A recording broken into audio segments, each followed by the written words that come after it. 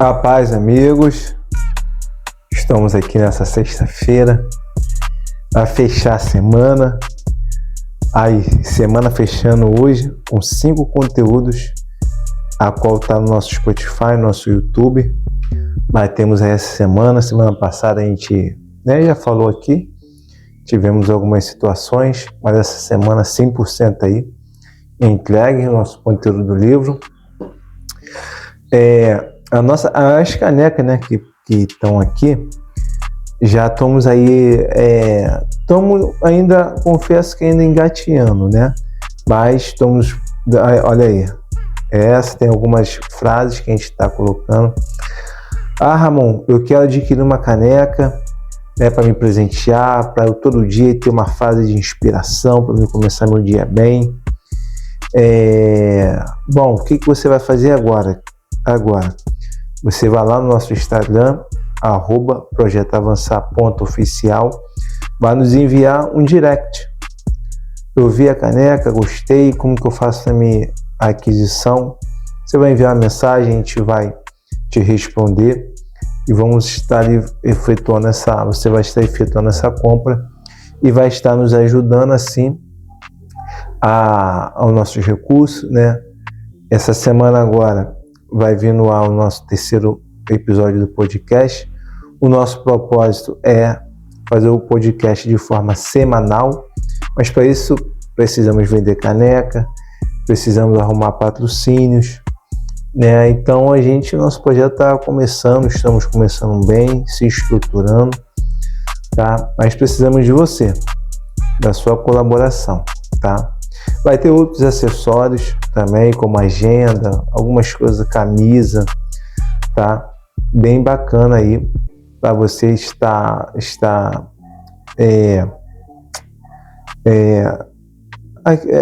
adquirindo, E assim está aí cooperando com o projeto Avançar, tá? Bom, outra coisa que eu queria falar aqui. Bom, vamos lá para nossa. Cara, eu li hoje a parte 2, O Poder de uma Crise, parte 2. Cara, eu vou falar algo aqui, eu espero que quem está nos assistindo leve para um lado positivo. Cara, eu estou apaixonado por esse livro. Que livro bom. Cara, eu li algumas páginas, de muito conteúdo, cara. Muito. Eu vou te falar, eu anotei, não sei se dá para ver aí na caneta. Cara, eu anotei, rabisquei, aprendi algumas palavras, aprendi algumas coisas que bem bacana, bem interessante. Eu não sei nem por onde começar, cara. Sério, é uma coisa assim. Antes de fato a gente começar, cara, se você tem uma equipe, se você tem uma empresa, se você lidera alguma coisa, cara, você precisa ler esse livro, cara. Como esse livro aqui vai lhe ajudar. Bom, vamos lá. Nessa parte aqui, essa parte 2, ele fala um pouco, traz para o nosso conhecimento os autores Richard Nelson e Sidney Witter, professores da Yale. Eles têm um livro, onde eles trazem algumas informações bem bacanas sobre esses autores, sobre esse livro. Eu não vou conseguir falar o nome aqui corretamente, mas tem esse livro aqui, eu vou falar, tem lá na Amazon, acabei de ver aqui, tá? Está em torno de R$250. É um livro com 600 e poucas páginas. Mas pelo aqui que ele fala do livro, cara, eu vou ter que ler esse livro, cara. O nome do livro é An Evolutionary Theory of Economic Chance.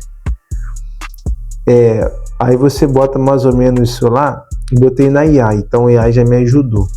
Eu não sei. Se você quer, escreva aqui no comentário. Hoje a senha é: qual o nome desse livro? Eu já estou dando a senha aqui agora. Você vai escrever qual o nome desse livro e eu vou te responder no comentário aqui do YouTube, do Spotify. Te mando já o link da Amazon para você poder adquirir esse livro, tá? Poxa, cara, ele traz muita informação boa. Bom, vamos lá, né? Vamos lá, cara, muita coisa boa de verdade. Quando esse livro foi lançado, né? Muitos não deram muita ideia para ele, né? Dentro aqui, cara, vou vir algumas coisas salpicadas e vamos fazendo dessa forma, tá? Porque se eu focar só numa coisa, eu vou embora, cara. Então vou trazendo algumas coisas aqui bem bacanas sobre esse livro e você vai assimilando, muita coisa boa. Falando sobre esse livro, ó, dentro do mundo da estratégia comercial e da teoria organizacional, no entanto, o livro explodiu como uma bomba e logo foi aclamado como um dos textos mais importantes dos séculos. Tá? Então esse livro começou a fazer parte, começou a ser muito citado. Tá? Falando sobre os autores, Nelson e Winter tinham passado mais de uma década examinando como as empresas funcionam, arrastando-se por pântanos de dados antes de chegar à sua conclusão central. Então eles dois fizeram muitas pesquisas, sabe, se adentraram às empresas para poder trazer um conteúdo muito rico, a qual trouxeram. E isso, cara, que 82, né, cara? Caramba, rapaz, eu fiquei impressionado, né? Em tempo, né? Eles conseguiram, lá em 1982, conseguiram trazer algo muito, muito rico que perdura até os dias de hoje, né? Aí que é na outra página. Esses hábitos organizacionais, eles falam muito sobre organização. Ou rotinas, como Nelson e Winter os chamaram, são de uma importância enorme, pois sem eles a maioria das empresas jamais conseguiria fazer trabalho algum. As rotinas fornecem as centenas de regras tácitas de que as empresas precisam para funcionar. Tá? Então, as empresas, tá, uma empresa séria, uma empresa que cresce, uma empresa que evolui, existem regras, existe hábitos organizacionais ou rotinas, como você preferir chamar. Isso é de uma importância enorme, tá? Mais abaixo aqui, ó. Os economistas, em geral, estão acostumados a tratar empresas como lugares idílicos, onde todos se dedicam a um objetivo comum: ganhar o máximo de dinheiro possível. Nelson e Winter ressaltam que no mundo real não é de modo algum assim que as coisas funcionam. Aí quando eu li aqui, cara, olha só, os economistas em geral estão acostumados a tratar empresas como lugares idílicos. Quando eu li isso, falei, caraca, idílicos? O que significa isso? O que aqui o escritor está... Eu botei aqui na IA para me ajudar. Idílicos no mundo, de forma bem prática aqui para você poder entender. É você ver o mundo com óculos de cor-de-rosa, é um mundo, a fantasia, é um mundo onde as coisas são bonitas, belas, que tudo vai dar certo, sabe, que todos seguem padrões excelentes. Então, aqui fala que os economistas em geral estão acostumados a tratar a empresa como esses lugares onde tudo sai da melhor forma possível. E Nelson Winter ressalta que não é assim não, que o dia a dia funciona. E realmente não é assim não. Em uma empresa, irmãos, o couro come de verdade. E aqui eles falam sobre isso. Gostei muito disso. As empresas não são grandes famílias felizes. Olha só, interessante. Não são grandes famílias felizes em que todos cooperam gentilmente. Na verdade, a maioria dos locais de trabalho compõe-se de feudos nos quais executivos competem por poder e crédito, muitas vezes em escaramuças ocultas que fazem seu próprio desempenho parecer superior ou dos rivais parecer pior. Departamentos competem por recursos e sabotam uns aos outros para roubar. Os chefes jogam seus subordinados uns contra os outros para que ninguém possa armar um golpe de Estado. As empresas não são famílias. Isso é verdade, a gente vê isso na prática. Né? São campos de batalhas numa guerra civil. Caraca! Olha que esses caras em 82 já estavam falando, né? E, no entanto, apesar dessa propensão às guerras internas, a maioria das empresas segue funcionando em relativamente paz, ano após ano, porque tem rotinas, hábitos que criam tréguas que permitem a todos deixarem suas rivalidades de lado por tempo suficiente para o trabalho do dia ser feito. Então, uma empresa séria, uma instituição que tem hábitos organizacionais, isso aqui é muito bacana de falar, elas criam hábitos, porque elas sabem, cara, que o negócio não vai dar muito bom, não. Sabe? Elas criam hábitos, elas criam rotinas, para que essa trégua, sabe, ela possa permitir que, independente de qualquer situação, de qualquer adversidade, o trabalho do dia tem que ser feito. Independente das pessoas estarem gostando ou não, mas o trabalho do dia tem que ser feito para o quê? Para que no final do mês a conta bate no azul. Se a conta não bater no azul, meu amigo, aí de verdade o couro vai comer. Tá? Os hábitos organizacionais oferecem uma promessa básica. Se você seguir os padrões estabelecidos e respeitar a trégua, então as rivalidades não vão destruir a empresa. Os lucros vão entrar e mais cedo ou mais tarde todo mundo vai ficar rico. Tá? Então, alguns padrões, né, dos hábitos organizacionais é preciso respeitar a trégua. Tá? E dentro disso, né, as rivalidades vão até a página B. Dali para frente, não. Aí aqui mais abaixo, ó.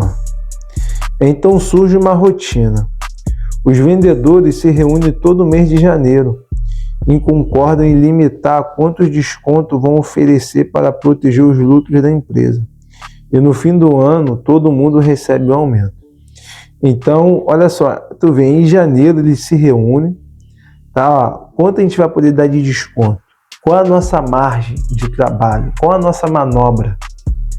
Então, eles se reúnem, se alinham, colocam uma meta, traçam uma régua e dali até janeiro, meu amigo, o couro come.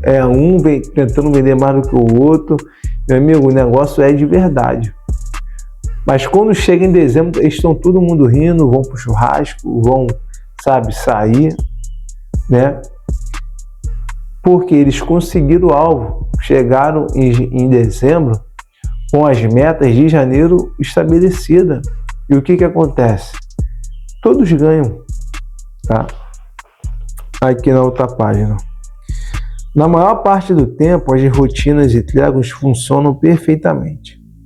As rivalidades continuam existindo, é claro, mas devido aos hábitos institucionais, são mantidas dentro dos limites e a empresa prospera. No entanto, às vezes, mesmo com uma trégua, se mostra insuficiente. Em outras, como descobriu o Rudy Slam Hospital, uma paz instável pode ser tão destrutiva quanto uma guerra civil. Cara, aqui, acho que foi ontem, né? Ontem a gente trouxe o conteúdo falando sobre esse hospital. Cara, caramba, que episódio foi aquele, cara, que a gente dá, sabe? Eu tava lendo aqui, tive que segurar a cadeira porque o negócio foi de verdade. Por fim, o cirurgião foi fazer uma cirurgia, a enfermeira falou para ele rever as imagens, ele não quis, sabe? Falou um monte de coisa, xingou ela. E por fim, o camarada, o senhor de 86 anos, depois de 2 semanas faleceu. O cirurgião começou a operar o lado errado do cérebro do cara. O cara, se você assiste o episódio de ontem, de quinta-feira, Sabe, cara, o negócio foi tenso.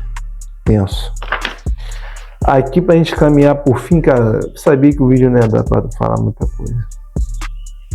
Eu quero aqui, eu separei duas coisas aqui finais. Cadê do jovem? Tem aqui do jovem bem bacana.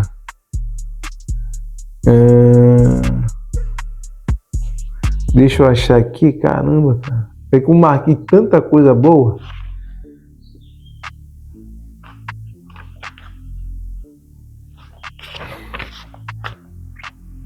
Aqui, achei, ó. Um jovem executivo, aspirante a vice-presidente, que com um telefonema discreto para um cliente importante, poderia frustrar uma venda e sabotar o departamento de um colega, tirando do páreo para a promoção. O problema da sabotagem é que mesmo que seja boa para você, ela geralmente é ruim para a empresa. Olha, por isso na maioria das empresas surge uma regra tácita, tá? Você pode ser ambicioso, mas se jogar pesado demais, seus colegas vão se unir contra você. Por outro lado, se você se concentrar em alavancar o próprio departamento, em vez de solapar seu rival, com o tempo você provavelmente receberá atenção. E ele traz algo aqui que é muito bacana, cara. Se você quer receber atenção, ao invés de você ir pro jogar, fazer aquela jogada por debaixo do tapete, não, cara, faça o teu departamento, faça aquilo que você gere, crescer, se desenvolva, cresça, cara. Poxa, mas tem pessoas jogando pesado no inimigo, mas não desça o nível. E aqui fala sobre, antes de eu ir para o resumo aqui, essa parte aqui, ó.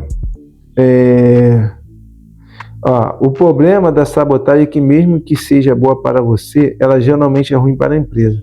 Por isso, na maioria das empresas surge uma regra tácita.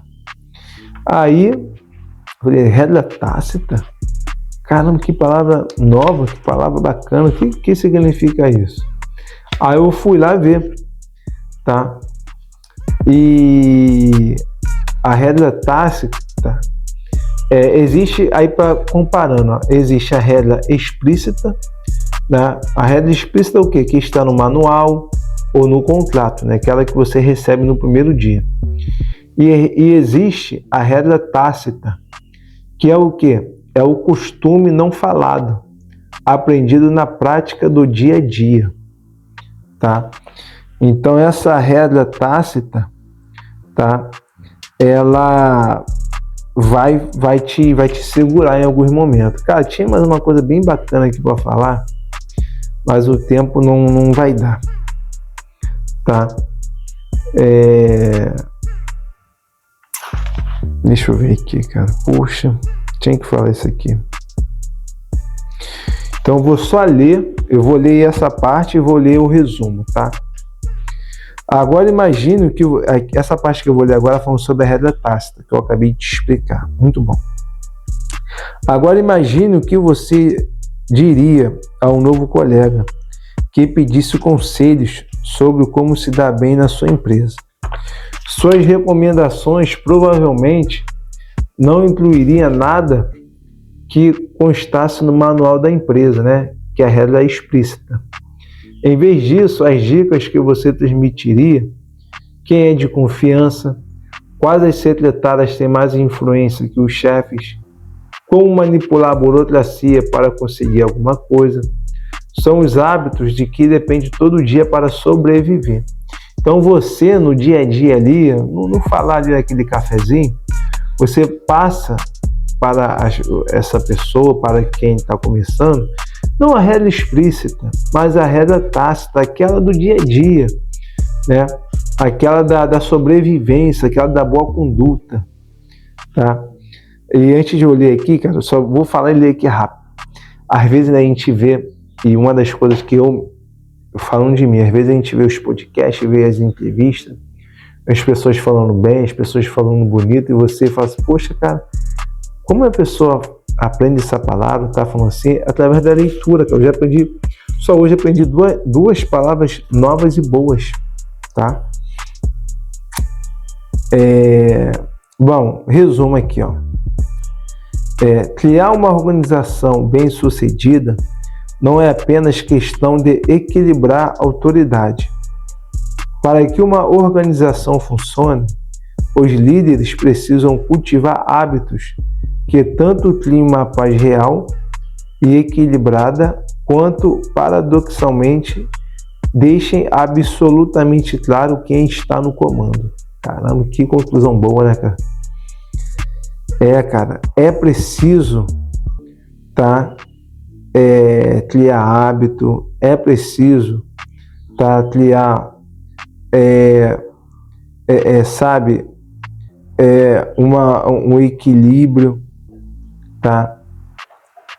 Para que uma organização, ou seja, de forma prática, se você quer que a sua empresa cresça, explique, desenhe, sabe, que você possa, com essa leitura, esse comentário bacana que fizemos, venham dar um estalo, caramba, cara, eu preciso me organizar. Sem organização, você não vai para frente, tá bom? Forte abraço. Segunda-feira voltamos, iniciamos uma nova semana aí, tá? Com a parte terceira, o poder de uma crise. Pô, cara, top demais. Bom, boa semana para todos. Fique com Deus, tá? Deus é conosco. Tchau, tchau.